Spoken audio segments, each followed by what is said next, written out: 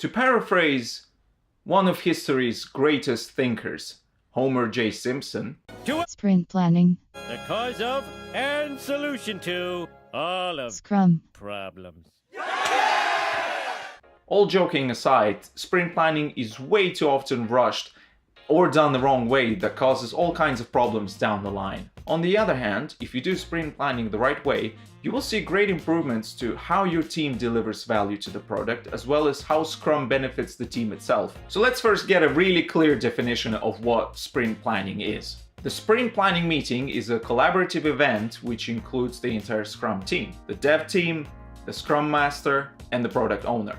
It is time-boxed to 8 hours for a month-long sprint, which means that if your sprint is shorter, let's say 2 weeks, it would be 4 hours. The Scrum Master makes sure the team doesn't go over that limit, and they're also responsible for ensuring that everyone understands the purpose of the sprint planning. So what's the purpose? The purpose of sprint planning is to answer 2 questions.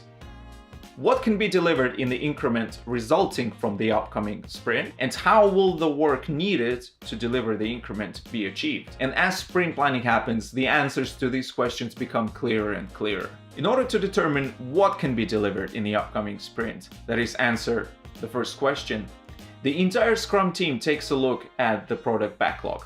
They also take a look at the state of the product following the previous sprint, the projected developer capacity, and its past performance. The product owner recommends the objective that the sprint should achieve in order to contribute most to the product, as well as suggests the product backlog items whose completion would work towards achieving that goal. It is then that the development team determines the number of items they select from the product backlog and add to the active sprint. This is because only the dev team can assess what they can accomplish over the upcoming sprint.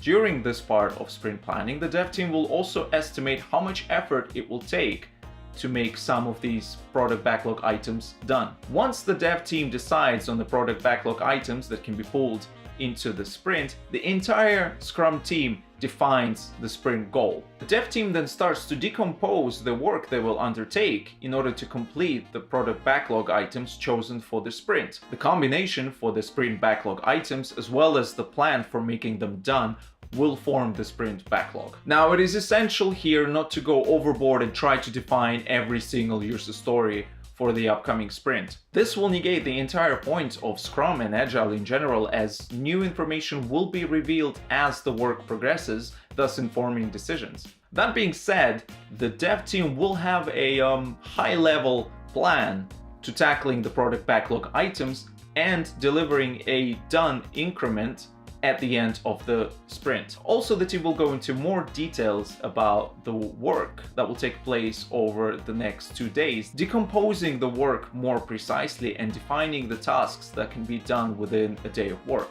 Of course, the dev team can and should consult the product owner if there are any items on the product backlog that are unclear or require additional discussion. If this shows that the chosen product backlog items are more complex or demanding than originally thought, the dev team can renegotiate the scope of the sprint with the product owner. The dev team can also invite outside experts to provide technical or domain advice during the sprint planning. At the end of the sprint planning, the dev team should be able to clearly explain to the product owner and their Scrum Master how they plan to achieve their sprint goal and create the agreed upon increment. Just one thing before I leave you. Some parts of this video make it seem like there is a chronological order of doing things. First do A, then B, then C, then D. This is not how most sprint plannings happen though. It will usually be a more organic conversation within the Scrum team, with the dev team making on-the-fly estimates as the product owner